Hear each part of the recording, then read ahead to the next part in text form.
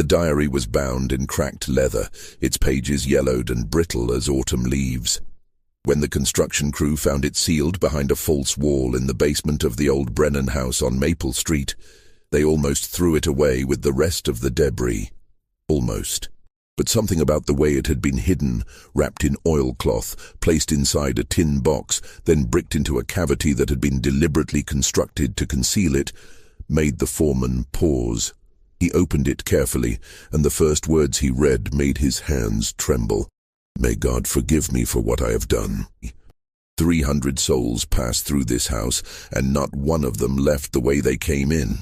The date on that entry was November 14th, 1860. The signature at the bottom read, Hannah Grace Brennan. The name meant nothing to the foreman, but it would soon mean everything to the historians who descended upon that modest two-story house in Lancaster, Pennsylvania. Because Hannah Grace Brennan had been, according to all official records, a widow who lived alone, kept to herself, and died quietly in her sleep in 1862. She had no children, no close relatives, and apparently no remarkable life story worth recording. But that diary told a different story entirely. A story that would raise questions no one could fully answer. A story about 300 people who entered her house between 1856 and 1861, and whose fates remained, even after the diary's discovery, disturbingly unclear. The foreman, a man named Robert Chen, who had been in the construction business for 20 years, would later say that he felt something wrong the moment he broke through that wall. The air that escaped from the cavity was cold, unnaturally cold for a summer day, and it carried a smell he couldn't quite place. Not decay exactly, but something stale and ancient, like the air in a tomb that had been sealed for centuries. His crew wanted to continue with the demolition, but Chen insisted on examining the box first. When he opened it and saw the diary, he knew immediately that this was something significant. The house had been scheduled for demolition to make way for a new shopping center. It had sat vacant for 3 years, ever since the last owner had moved out abruptly in the middle of the night, leaving behind most of his possessions. Before that, the property records showed a long string of short-term residents, none staying more than a year or two. The house had a reputation in the neighborhood, a reputation for being strange, unsettling, wrong somehow. Children crossed the street rather than walk past it. Real estate agents had trouble selling it, even at prices well below market value. Now, with the diary in hand, Chen began to understand why. Hannah Grace was born on a frigid January morning in 1818, the second daughter of Samuel and Rachel Yoder. The Yoder farm sat on 120 acres of rolling Pennsylvania farmland, about 8 miles outside of Lancaster. It was not a prosperous farm. The soil was rocky and difficult to work, and the growing season was short. But Samuel Yoder was a determined man, and his family never went hungry. The Yoders were Mennonites, part of a close-knit community that valued simplicity, hard work, and devotion to God above all else. Hannah grew up in a world of strict discipline and clear expectations. She woke before dawn to milk the cows and gather eggs. She spent her days helping her mother with cooking, cleaning, sewing, and preserving food for the winter. She attended church services twice a week and prayer meetings every evening. She learned to read from the family Bible, and she was taught that pride, vanity, and worldly ambition were sins that would lead her soul to perdition. But Hannah was different from her older sister Mary, who accepted these teachings without question. Hannah asked questions. She wondered why God would create people only to condemn them to slavery. She questioned why women were expected to obey men without protest, why children were beaten for minor transgressions, why suffering was considered noble and joy was viewed with suspicion. She never voiced these questions aloud. She was not foolish, but her mother saw the doubt in her eyes, and it worried her. "You have a restless spirit, Hannah," Rachel Yoder told her daughter when Hannah was 15. "That restlessness will bring you nothing but sorrow. You must learn to accept what God has ordained for you and find peace in obedience." Hannah tried. She truly did. She threw herself into her work, hoping that exhaustion would quiet the questions in her mind. She memorized scripture, hoping that God's word would give her the peace her mother promised. She prayed for hours, kneeling on the hard wooden floor of her room until her knees ached and her back cramped, begging God to take away her doubts and make her into the obedient daughter she was supposed to be. But the questions never went away. They only grew louder. When Hannah was 19, her father took her to Lancaster to sell eggs and butter at the market. It was there that she met Thomas Brennan for the first time. He was working as a carpenter's apprentice, helping to build a new storefront on Queen Street. Hannah walked past the construction site on her way to the market, and Thomas looked up from his work and smiled at her. It was a simple smile, nothing inappropriate or forward, just a friendly acknowledgement of her presence. But something about that smile, the warmth in it, the genuine kindness, stayed with Hannah long after she returned to the farm. She saw Thomas again 3 weeks later when her father brought her back to Lancaster. This time Thomas spoke to her. He asked her name, told her his own, and commented on the fine weather they were having. The conversation lasted less than 2 minutes, but Hannah thought about it for days afterward. She had never spoken to a young man outside of her church community before, and certainly never to someone like Thomas, an Irish Catholic immigrant, exactly the kind of person her father warned her to avoid. But there was something about Thomas that drew her. He was kind, he was respectful. And unlike the young Mennonite men who sometimes came calling at the Yoder farm with their parents' approval, Thomas looked at Hannah as if he saw her, really saw her, not just as a potential wife or mother to future children, but as a person in her own right. Over the next 6 months, Hannah found excuses to go to Lancaster whenever possible. She volunteered to make the weekly trip to market. She offered to deliver eggs to customers in town. And each time, she managed to walk past the place where Thomas was working, and each time, they spoke a little longer. Thomas told her about his life in Ireland, about the poverty and hunger that had driven his family to emigrate, about his parents who had died during the voyage across the Atlantic, leaving Thomas alone in a new country at the age of 16. Hannah told him about the farm, about her family, about the questions that plagued her and the doubts she could never voice. They fell in love slowly, carefully, knowing that their relationship was impossible. Hannah's father would never approve of her marrying outside the faith. Thomas had almost nothing to offer. He was a laborer with no prospects, no land, no family connections. But they were young, and they were stubborn, and they believed that love could overcome any obstacle. They were wrong, of course. Love could not overcome the fury of Samuel Yoder when he discovered that his daughter had been meeting secretly with an Irish Catholic. Love could not overcome the scandal that erupted in the Mennonite community when word got out. Love could not overcome the threat of total disownment that Hannah's father issued, telling her that if she married Thomas Brennan, she would be dead to her family, cast out and forgotten, as if she had never existed. But Hannah had spent her whole life being obedient, being quiet, swallowing her questions and her doubts and her desires. And she discovered that there was a limit to how much she could swallow. When faced with the choice between the life her family had planned for her and the life she wanted for herself, Hannah chose herself. She married Thomas Brennan in the summer of 1839 in a small civil ceremony with no family present. She was 21 years old. Her father kept his word. From that day forward, the Yoder family never spoke Hannah's name again. Her mother, her sister, her younger brothers, all of them treated her as if she had died. When Hannah tried to visit the farm a few months after the wedding, her father met her at the gate with a rifle and told her that if she ever set foot on his property again, he would shoot her.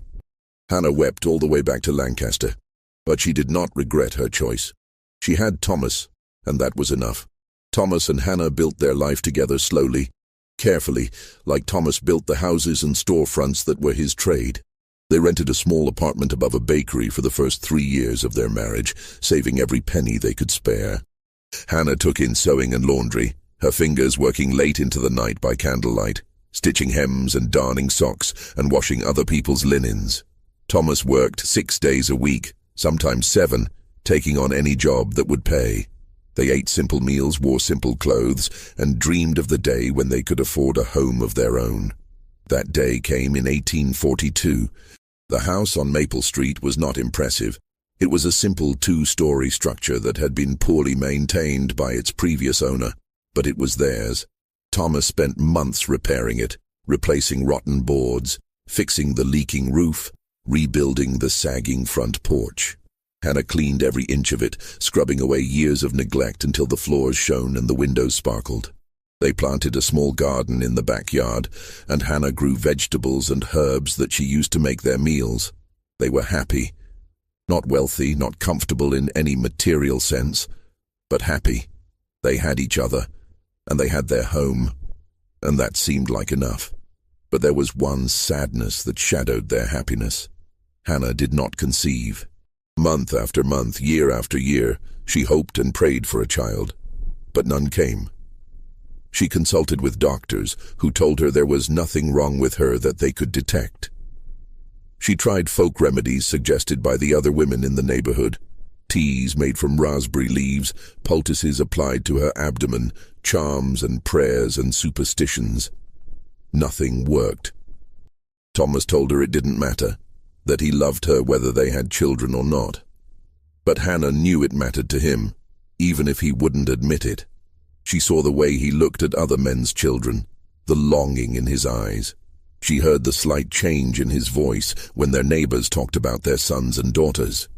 And she felt the weight of her failure pressing down on her like a stone. By 1850, Hannah had accepted that she would never be a mother. She was 32 years old, and she had been married for 11 years. If children were going to come, they would have come by now. She tried to make peace with this reality, tried to find purpose in other things, her work, her marriage, her small circle of friends in the neighborhood. But there was always a hollowness inside her, a sense that something fundamental was missing from her life. Thomas never reproached her for her childlessness. He never suggested, as some of the neighbors did, that perhaps God was punishing her for defying her family and marrying outside her faith. He simply loved her, steadily and faithfully, and tried to make her happy in whatever ways he could. In 1853, Thomas began working on a large construction project, a new bank building in the center of Lancaster. It was the biggest job he had ever been part of, and he was proud to be chosen for the crew. The work was dangerous, but the pay was good, and Thomas dreamed of saving enough to expand their house, maybe add a third bedroom, build a proper workshop in the backyard where he could take on projects of his own. He never got the chance. On a cold morning in February of 1854, a support beam collapsed. Thomas was standing directly beneath it. He died instantly, his chest crushed, his neck broken. He was 36 years old.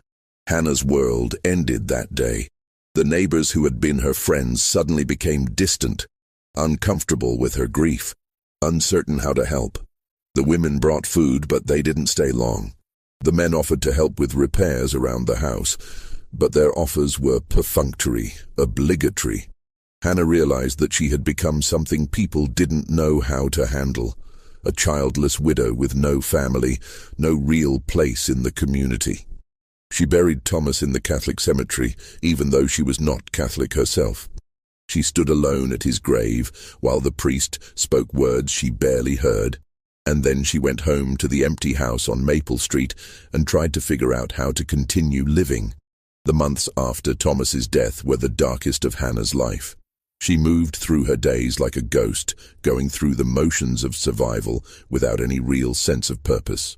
She continued to take in sewing and laundry because she needed the money to pay her rent and buy food.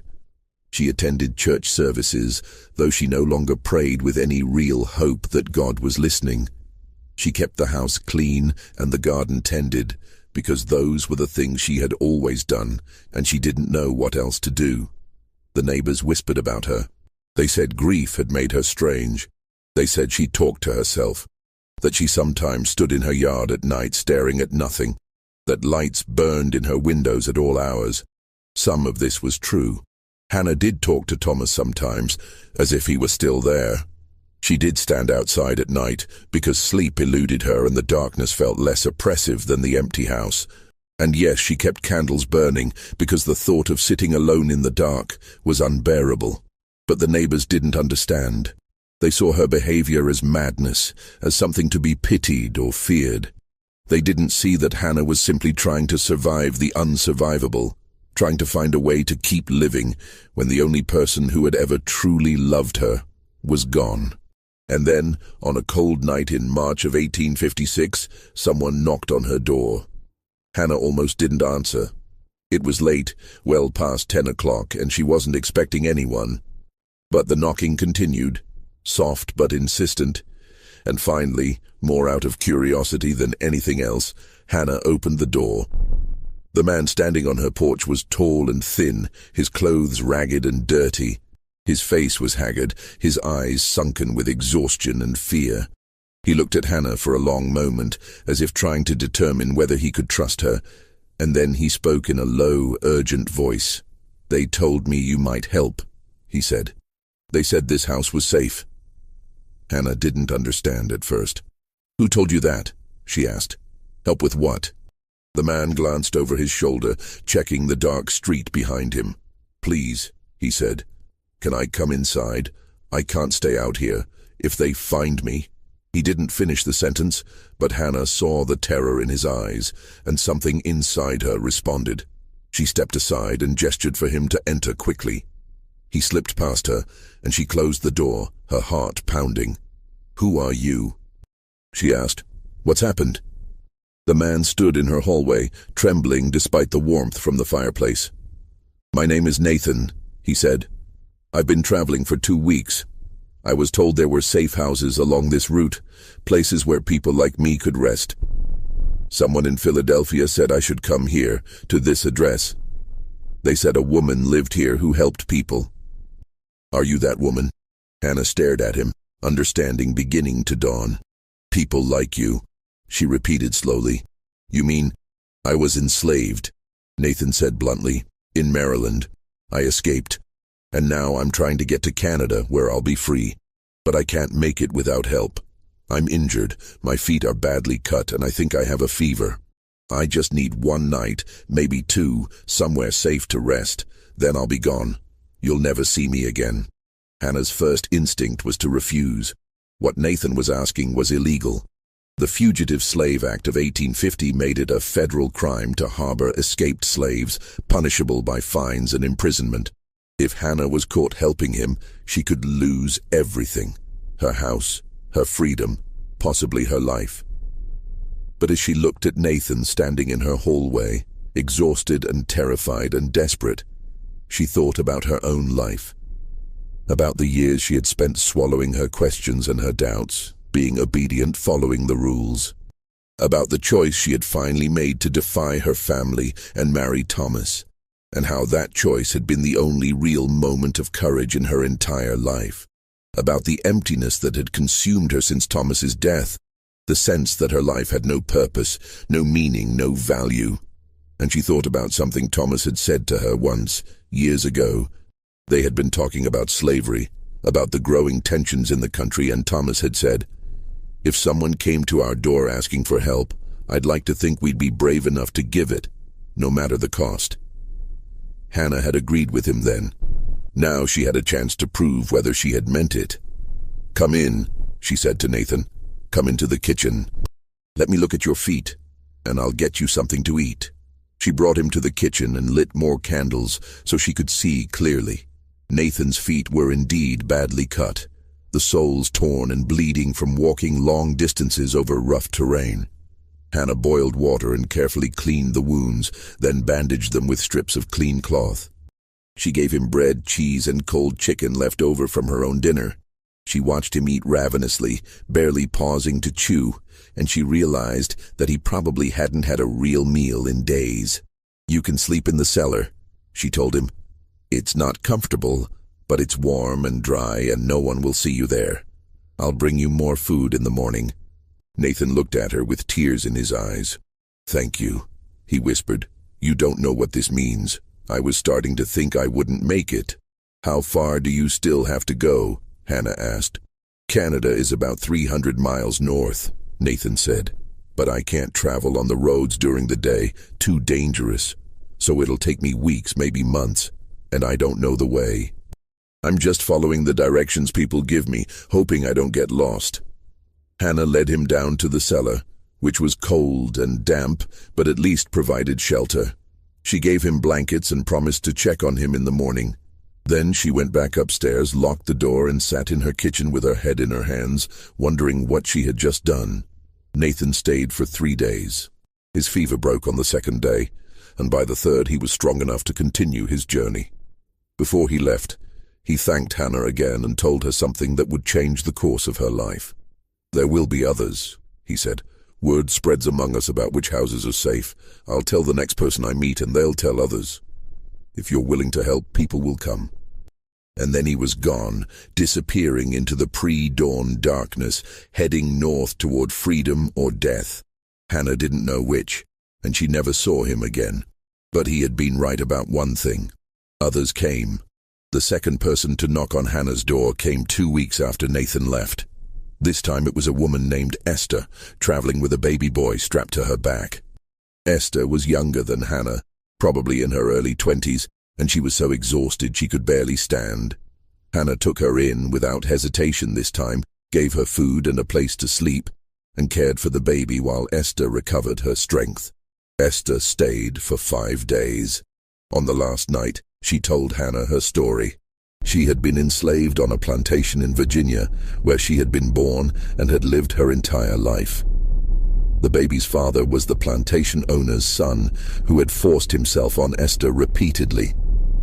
When she became pregnant, she had begged to be allowed to keep her child, but the owner had told her that the baby would be sold as soon as he was weaned. Esther had decided then that she would rather die trying to escape than watch her son be taken from her. Hannah held the baby while Esther spoke, feeling the small, warm weight of him in her arms, and something inside her shifted. She thought about the child she had never been able to have, about all the love she had stored up with nowhere to put it, and she realized that maybe this was her purpose. Maybe this was why God had never given her children of her own, so that she could help save other people's children instead. It was a comforting thought. It gave her grief a meaning it had never had before. After Esther left, more people came, sometimes 1 or 2 a month, sometimes more. Hannah began to develop a system. She kept extra food stored in the cellar, dried beans, cornmeal, salted meat, things that would last. She kept bandages and basic medicines on hand. She learned which neighbors were sympathetic to the abolitionist cause and which ones might report her to the authorities. She became careful, vigilant, always watching for signs of danger, and she began to change the house. The cellar, as it was, could hide maybe 2 or 3 people at most. If more than that arrived at once, and they increasingly did, as word spread, Hannah had nowhere to put them. She couldn't let them stay in the main house, where they might be seen through the windows. So in the summer of 1856, Hannah hired a German immigrant named Friedrich to help her expand the cellar. Friedrich spoke very little English, which Hannah considered an advantage. She told him she needed more storage space for preserves and root vegetables, and he nodded and began to dig. Over the course of 6 weeks, he excavated a much larger space beneath the house, shoring up the walls with timber and brick. The work was slow and difficult, but Friedrich was patient and thorough. When he finished, Hannah paid him what she could afford and gave him extra food to take home to his family. But the expanded cellar was only the beginning. Hannah began to see possibilities she hadn't noticed before. The house had been built in 1828, and like many houses of that era, it had irregular angles and odd spaces, closets that were deeper than they appeared, walls that seemed thicker than necessary. Hannah started measuring these spaces, calculating how they might be modified to create hiding places. She hired different workers to do different jobs, making sure that none of them saw the full scope of what she was creating. One man built a false wall in the cellar, creating a hidden room behind a heavy shelf. Another installed a trap door in the floor of the pantry, concealed beneath a rug. A third dug a tunnel from the cellar to the small shed in the backyard so that people could enter and leave without being seen from the street. The work took months and cost nearly all of Hannah's savings. She stopped eating regular meals, surviving on bread and water so she could afford to pay the workers. She sold her wedding ring, the only piece of jewelry she owned, and used the money to buy timber and bricks. She worked alongside the laborers, her hands blistering and bleeding, her back aching, driven by a purpose she couldn't fully explain even to herself. By the end of 1856, Hannah's house had been transformed. From the outside, it looked exactly as it always had, a modest, unremarkable home. But inside, it was something else entirely. A network of hidden rooms and secret passages designed to conceal people from the world. And the people came, more and more of them, following the invisible trail that had been blazed by Nathan and Esther and the others who had passed through before them. They came alone and in pairs, in families with children, in groups of 5 or 6 traveling together. They came with nothing but the clothes on their backs and the desperate hope that they might somehow make it to freedom. Hannah took them all in. She fed them, clothed them, tended to their injuries and sent them on their way when they were strong enough to continue. She never asked for payment. She knew they had nothing to give, and she never judged them for the crimes they had committed in pursuit of freedom. Theft, sometimes. Violence, occasionally, when it was necessary for survival. She simply helped them, because it was the right thing to do, and because it gave her life a meaning it had lacked since Thomas died. But as 1857 began, Hannah started to notice something strange, something that would, over time, evolve into the deep mystery at the heart of her story. The first strange occurrence happened in January of 1857. Hannah had 3 people staying in the hidden cellar rooms, a teenage boy named Marcus and 2 older men who had been traveling together. Hannah brought them food one evening, as she did every day, and when she opened the hidden door behind the shelf, she found only Marcus. The 2 men were gone. At first, Hannah assumed they had simply left without telling her. It annoyed her. She preferred to know when people departed so she could give them food for their journey and directions to the next safe house. But it wasn't unheard of. Some people were so traumatized, so distrustful of everyone, that they slipped away without warning. But when Hannah talked to Marcus, he insisted the men had never left. "They were here an hour ago," Marcus said, confused. "We were all talking, and then you called me upstairs to help you carry something, remember? When I came back down, they were gone, but I didn't hear them leave." The door never opened. Hannah didn't remember calling Marcus upstairs. She said so, and Marcus looked at her strangely. "But you did," he insisted. "You opened the door and told me you needed help moving a heavy chest. I went up, but you weren't there, so I came back down. And that's when I noticed they were gone." Hannah searched the entire cellar, including all the hidden rooms and the tunnel to the shed. She found no trace of the 2 men, no belongings, no signs they had ever been there at all. It was as if they had simply vanished into thin air. Marcus left the next day, still confused about what had happened. Hannah tried to put the incident out of her mind, telling herself there had to be a logical explanation. Maybe the men had found another way out that she didn't know about.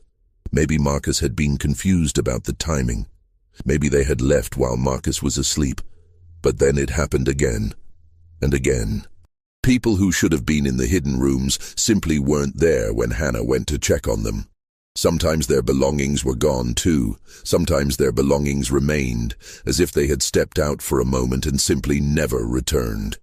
Hannah began keeping more detailed records, writing down the names of everyone who stayed in her house, when they arrived and when they left.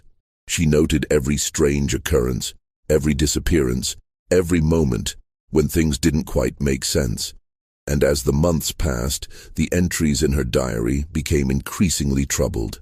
"I am losing track," she wrote in April of 1857. "I know that 7 people arrived this month, but when I count the people currently staying in the house, I can only account for 5. Where did the other 2 go? Did they leave without telling me? Or am I simply forgetting that they already departed? My mind feels foggy lately, as if I am walking through a dream and cannot quite wake up." The house itself seemed to be changing too. Hannah would walk into a room and feel as though the proportions were slightly off. as though the walls had shifted a few inches while she wasn't looking. She would climb the stairs and count 13 steps one day, 14 the next. She would open a closet and find it deeper than she remembered, or shallower, or facing a different direction entirely. She told herself she was exhausted, that she wasn't sleeping enough, that the stress of harboring fugitives was taking a toll on her mental health. And that was certainly true. She was averaging maybe 4 hours of sleep a night, and she was constantly on edge, always listening for the knock on the door that might signal either a new arrival or a federal marshal coming to arrest her. But deep down, Hannah knew that something else was happening, something she couldn't explain with logic or reason. The house was doing something to the people who stayed there, changing them somehow, or changing the way they moved through space, or, and this was the thought that frightened her most, keeping them. In October of 1857, Hannah had a visitor who would force her to confront these fears directly. Her name was Sarah Ann, and she arrived on a cold October night with a young girl of about 8 or 9. The girl was Sarah Ann's daughter, she explained, though the family resemblance was not strong. The child was very light-skinned, with hazel eyes and loose brown curls, while Sarah Ann had dark skin and tightly coiled black hair. Hannah understood immediately what this meant. The child's father must have been white, probably the man who owned Sarah Ann. It was a common story and always a tragic one. Sarah Ann and her daughter, whose name was Lily, stayed in Hannah's house for 2 weeks. Sarah Ann had injured her ankle while escaping, and it needed time to heal before she could continue traveling. During those 2 weeks, Hannah grew attached to both of them, especially to Lily, who was a bright, curious child despite everything she had been through. Lily liked to draw. Hannah gave her paper and pencils, and Lily would sit for hours in the hidden cellar room, creating pictures of the things she remembered. Flowers she had seen, animals from the plantation, her mother's face. But she also drew other things, strange things that made Hannah uncomfortable when she saw them. She drew the house, but in her drawings, the house had too many rooms. Rooms that spiraled endward into darkness. Rooms that folded back on themselves. Rooms that seemed to exist in multiple places at once. "What is this?" Hannah asked, pointing to one of the drawings. "The rooms where people sleep," Lily said simply. "But there aren't this many rooms," Hannah said. "I only built 3 hidden spaces." Lily looked at her with those strange hazel eyes. "There are more now," she said. "They keep growing. Don't you hear them at night? The house is always building more rooms." Hannah felt a chill run through her. She wanted to dismiss Lily's words as a child's imagination, but she couldn't, because she had heard things at night. Sounds like hammering and sawing, sounds like construction happening somewhere deep beneath the house. She had told herself she was dreaming, or that the sounds were coming from a neighbor's property. But what if they weren't? Sarah Ann and Lily left on a sunny morning in late October. Hannah packed them food for the journey and gave them detailed directions to the next safe house, about 30 miles north.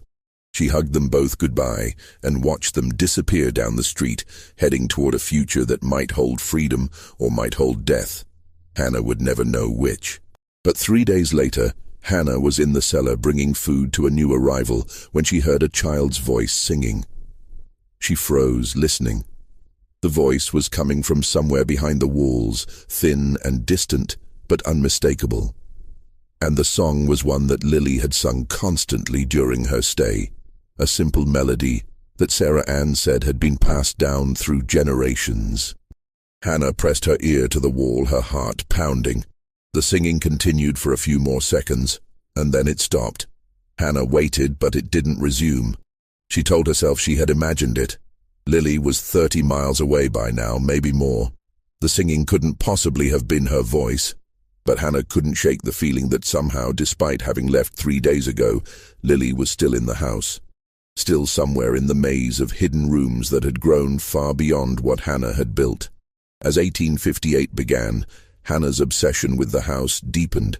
She spent hours in the cellar, mapping the spaces she had created, measuring the distances between rooms, trying to understand the architecture of what she had built. but the measurements never made sense.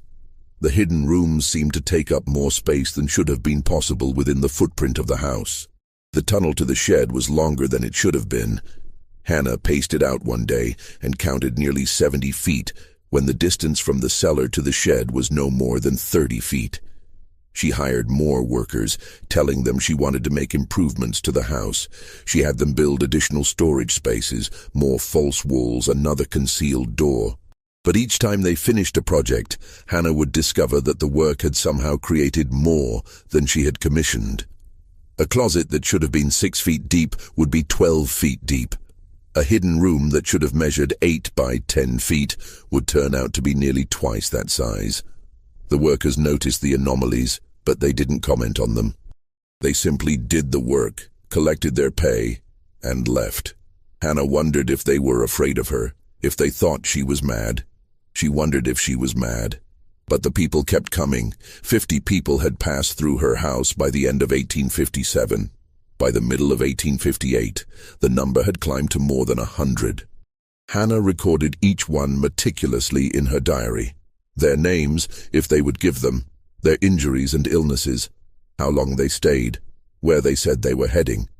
But she also recorded the disappearances, the people who vanished from the hidden rooms without explanation. The voices she heard singing or speaking in languages she didn't recognize. The footsteps that echoed through the walls at night. The cold spots that appeared in certain areas of the cellar. Places where the temperature seemed to drop 20 degrees for no reason. In August of 1858, Hannah had her closest call with the authorities. 2 federal marshals came to her door, saying they had received reports of suspicious activity at her address. Hannah let them search the house, just as she had done before. But this time, there were 7 people hiding in the cellar, 3 adults and 4 children. If the marshals found them, everyone would be arrested, including Hannah. The marshals searched methodically, going through every room upstairs first, then heading down to the cellar. Hannah followed them, her mind racing, trying to think of some way to distract them or delay them. But she needn't have worried. The marshals walked right past the shelf that concealed the hidden door. One of them even leaned against it while examining the rest of the cellar. But they didn't move it, didn't notice anything unusual about it. When they left, apologizing again for the intrusion, Hannah went down to check on the people in the hidden rooms. But when she moved the shelf aside and opened the door, the rooms were empty. The 7 people who had been there just an hour earlier were gone. Their belongings were gone. There was no sign they had ever been there. Hannah stood in the empty room for a long time, her candle casting flickering shadows on the walls, and she wondered if she had imagined them entirely. Maybe there had never been 7 people. Maybe her mind was fracturing under the strain of what she was doing, and she was seeing things that weren't there, creating guests who didn't exist. But that night, as she lay in bed trying to sleep, she heard them. Voices drifting up through the floorboards, too muffled to make out words but clear enough to know they were there. The 7 people she thought had vanished. They were still in her house somewhere, in rooms she hadn't built, in spaces that shouldn't exist. And Hannah realized, with a clarity that was almost like a revelation, that the house was alive. It was growing, evolving, creating spaces to hide the people who came to it seeking shelter.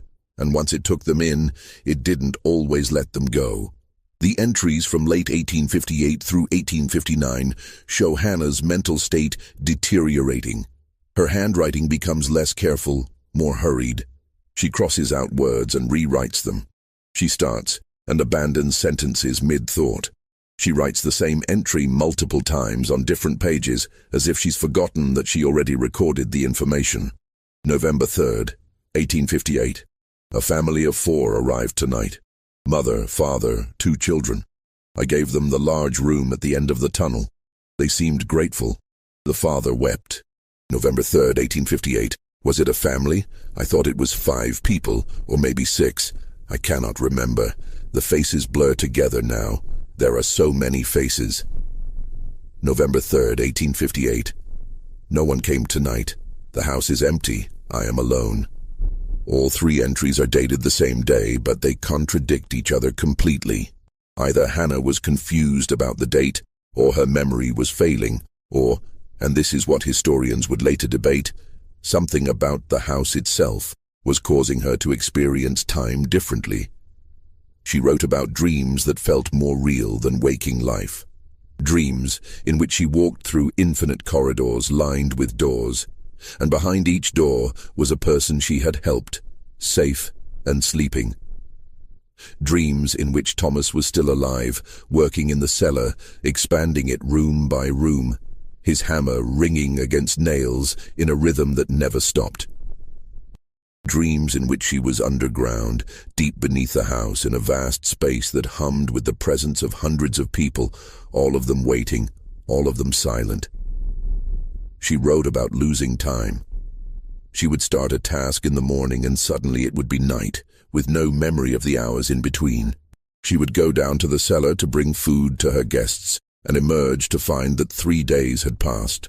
She would talk to people who claimed they had been staying in her house for weeks, though she had no memory of them arriving. "I am not well," she wrote in January of 1859. "I know I am not well, but I cannot stop. They need me. All of them need me. And if I stop, if I close the door and turn them away, what will happen to them? They will be captured. They will be sent back. They will suffer. I cannot allow that. I will not allow that, even if it costs me everything, even if it costs me my sanity."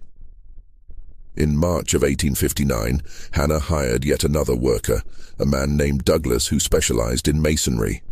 She commissioned him to build what she called the final expansion, a series of brick-lined chambers beneath the deepest part of the cellar, accessible only through a narrow passage that required crawling on hands and knees. Douglas worked for 3 months on the project, and when he finished he told Hannah he had never built anything quite like it. "It's like a catacomb," he said. "Like something from the old country. Why would you want such a thing beneath your house?" Hannah didn't answer. She paid him double what they had agreed upon, and she made him promise never to speak of the work to anyone. Douglas took the money and left, and Hannah never saw him again. The final expansion was different from the other hidden spaces. It was colder down there, and the air had a strange quality, thick and heavy, like the air before a storm. Hannah found that she could hear things in those deepest rooms that she couldn't hear anywhere else. Whispers, singing, prayers spoken in voices that might have been memories or might have been something else entirely. She began bringing people down to those rooms, the ones who seemed most desperate, most frightened, most in need of absolute concealment. And once she brought them down there, she rarely saw them leave. "They are safe now," she wrote in her diary, "safer than they have ever been. The house will protect them. The house will keep them hidden until the war comes. And the war is coming. I can feel it. The whole country is holding its breath, waiting for the violence to begin. But here, in my house, they will be safe. All of them will be safe." By January of 1860, Hannah estimated that more than 200 people had passed through her house. The number was staggering, almost impossible to believe. But Hannah had kept records, and the records didn't lie. Or at least, they hadn't lied at first, when Hannah's mind was still clear, and her memory still functioned properly. Now, though, she wasn't certain of anything. The records contradicted themselves. The numbers didn't add up. She would count the people currently staying in the hidden rooms and get a different total every time. Sometimes 8, sometimes 15, sometimes more than 20. She would go down to check on specific individuals and find them gone, replaced by people she didn't recognize, people she had no memory of admitting to her house. "I am losing myself," she wrote on February 10, 1860. "I feel as though I am dissolving, becoming part of the house itself. Sometimes I cannot remember if I have eaten. Sometimes I cannot remember what year it is. Sometimes I look in the mirror and do not recognize the face looking back at me. I am 41 years old, but I look 60. My hair is grey, my skin is papery and thin. I am disappearing." The neighbors had largely stopped talking to Hannah by this point. She had become the strange widow who lived alone, who kept her curtains drawn, who was sometimes seen wandering her backyard in the middle of the night. Children dared each other to knock on her door and run away. Shopkeepers watched her warily when she came to buy supplies, as if they expected her to do something unpredictable. But no one suspected the truth. No one guessed that her house harbored dozens of fugitive slaves, that beneath her quiet, unremarkable home was a labyrinth of hidden rooms and secret passages that had somehow grown far beyond what any human architect could have designed. In April of 1860, the war that Hannah had been predicting finally seemed imminent. The Democratic Party split over the question of slavery. Abraham Lincoln was nominated as the Republican candidate, running on a platform of preventing slavery's expansion. The country was fracturing, and everyone knew that violence was coming. Hannah began to prepare. She stockpiled food, dried beans, flour, salted meat, preserves, anything that would last. She filled every available container with water. She bought extra candles, extra blankets, extra medical supplies. She was preparing for a siege, though she couldn't have said exactly what form that siege would take. And the people kept coming, more than ever before. Word had spread throughout the network of abolitionists and Underground Railroad conductors that Hannah Brennan's house was the safest stop between Philadelphia and the Canadian border. People came who were injured, who were sick, who were pregnant, who were traveling with small children or elderly relatives. People came who had nowhere else to go. Hannah took them all in. She found space for them somewhere in the house, in the hidden rooms, in the tunnels, in the deep chambers that Douglas had built. And the house, obligingly, seemed to create more space as needed. The cellar kept expanding, tunnels kept branching off into new directions, rooms kept appearing where no rooms should have been. In June of 1860, Hannah experienced something that she would later refer to in her diary as the revelation.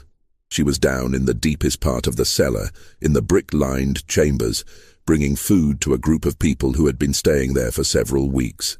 As she walked through the narrow passage, her candle flickering in the close air, she suddenly felt a presence, a consciousness that was not her own.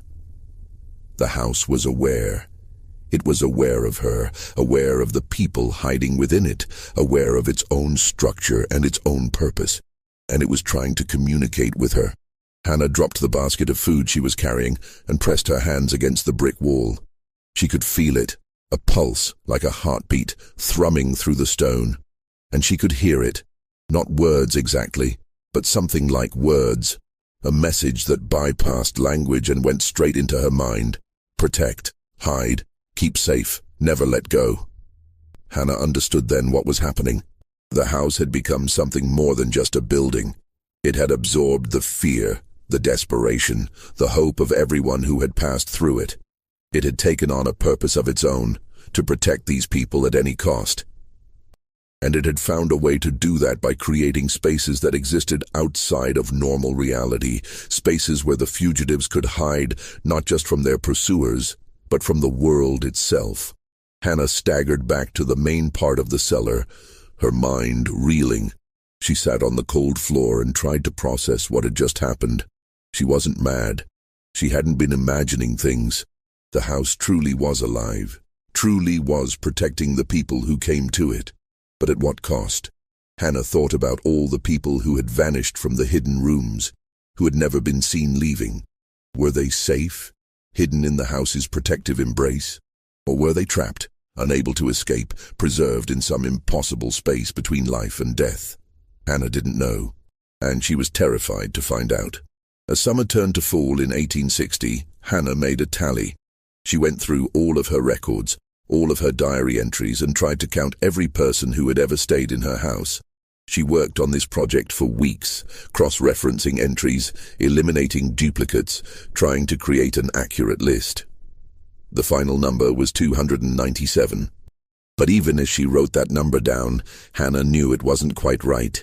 There were people she had forgotten to record, people who had come and gone in the confused fog of her deteriorating memory. There were the voices she heard at night, the shadows she saw moving through the house, the presences she felt but could not see. In November, 3 more people arrived, a mother and her 2 teenage sons. Hannah brought them down to the deep chambers, settled them in, gave them food and blankets, and as she did, she realized that with their arrival, the number had reached exactly 300 souls. The number felt significant somehow, like a completion, like a door closing. Hannah climbed back up to the main floor of the house and sat at her kitchen table.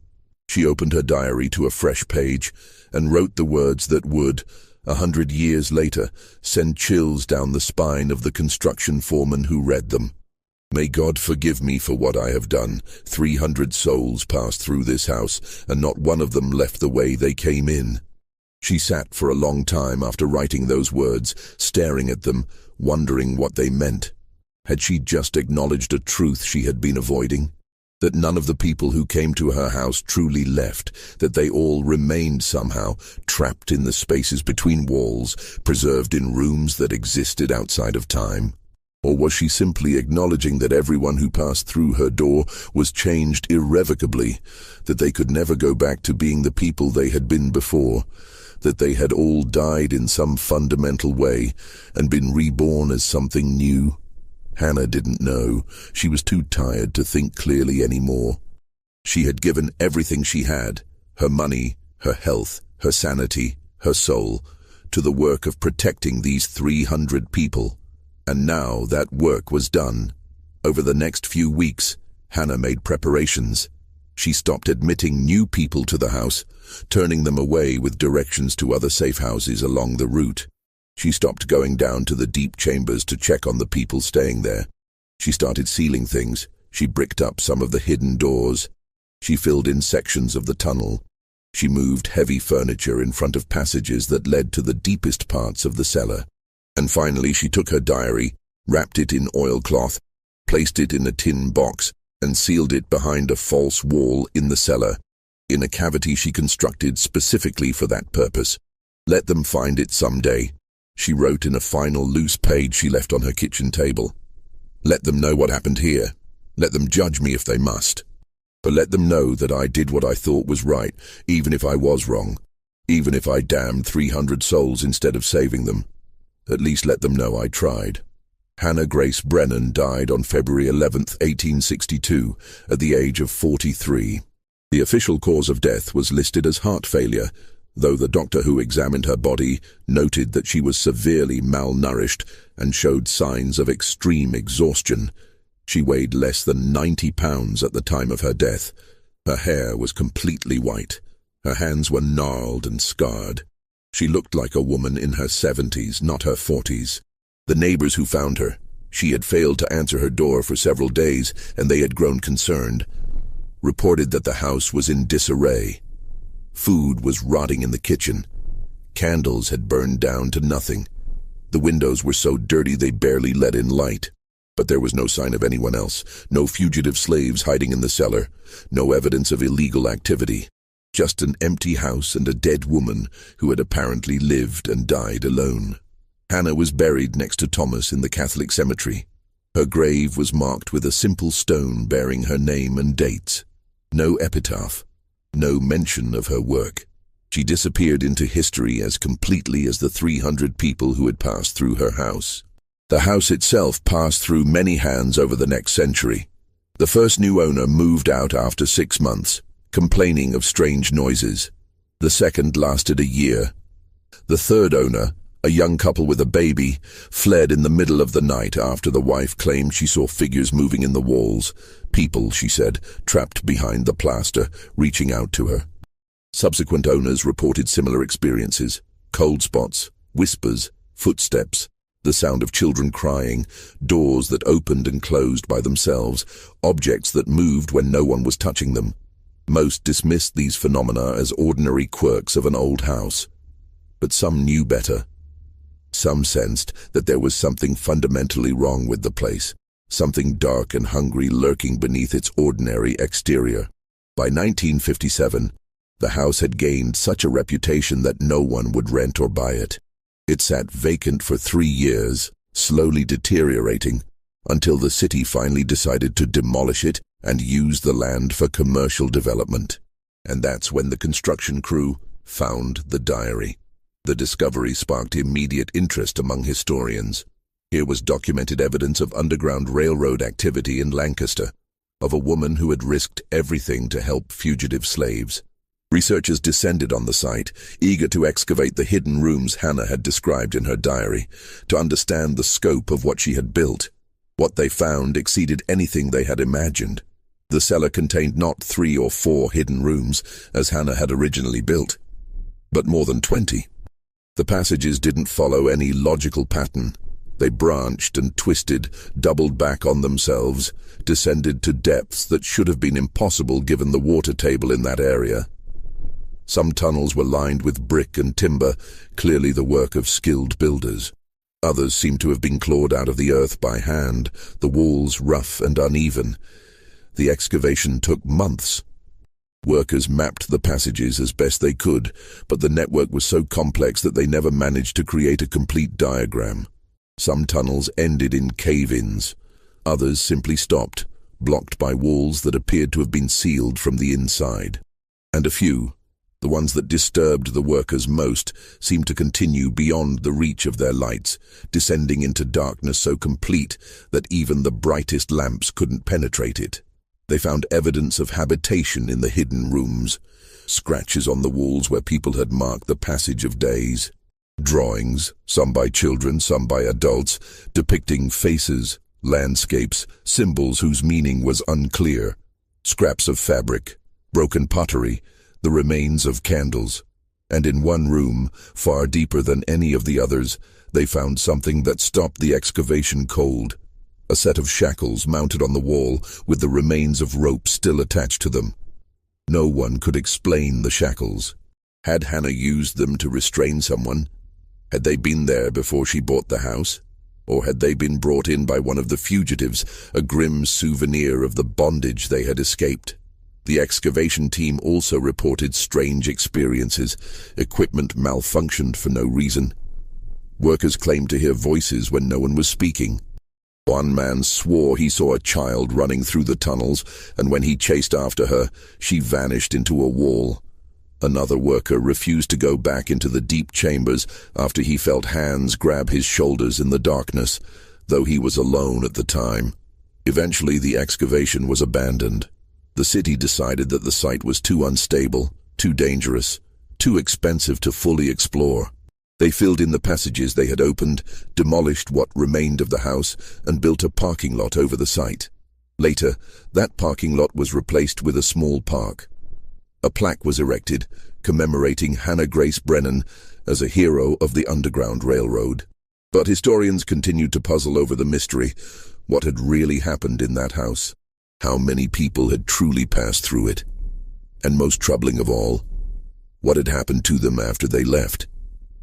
Researchers tried to trace the fates of the people mentioned in Hannah's diary. They searched census records, immigration documents, church registries, any source that might contain names or information. They found a few matches. People who had made it to Canada, established new lives, left behind records that proved they had survived their journey. But most of the 300 people Hannah wrote about could not be traced. Their names didn't appear in any records. There was no evidence they had ever reached Canada or anywhere else. It was as if they had simply vanished, swallowed up by the earth somewhere between Lancaster, Pennsylvania, and the Canadian border. Some historians believe the explanation is simple. Records were poorly kept in that era, especially for people who were trying to remain invisible. Many fugitive slaves changed their names multiple times, making it impossible to track them. Many died along the way and were buried in unmarked graves. The lack of records doesn't necessarily mean something sinister happened, but others aren't so sure. They point to the strange expansion of the house, to the passages that seemed to grow on their own, to the testimonies of people who lived there and felt that something was deeply wrong. They point to Hannah's final diary entries, which suggest she knew or suspected that the people in her house weren't leaving, not really, and they ask, what if Hannah wasn't helping people escape? What if, intentionally or not, she was trapping them? What if the house, in its strange sentient way, decided that the best way to protect these people was to never let them leave? What if all 300 souls are still there somehow, hidden in spaces that exist outside of normal reality, waiting in the dark for a freedom that will never come? There's no way to know for certain. The house is gone. The passages have been filled in. Hannah took her secrets to the grave, and the 300 people who trusted her, wherever they are now, cannot speak for themselves. But sometimes, people who walk through the park that now occupies that land report strange feelings, a sense of being watched, a coldness that descends even on warm days, the sound of whispers that might be wind or might be voices. And sometimes, not often, but sometimes, people claim they see figures standing among the trees. Men, women, children. Dark-skinned, exhausted-looking, dressed in clothing from another era. The figures never speak, they never approach, they simply stand there, watching, as if waiting for someone to acknowledge them, as if they want to be seen, to be remembered, to be known. And then after a moment, they fade away, disappearing into the shadows as completely as they disappeared from history. 300 souls passed through Hannah Grace Brennan's house, and somewhere, in some form, they remain.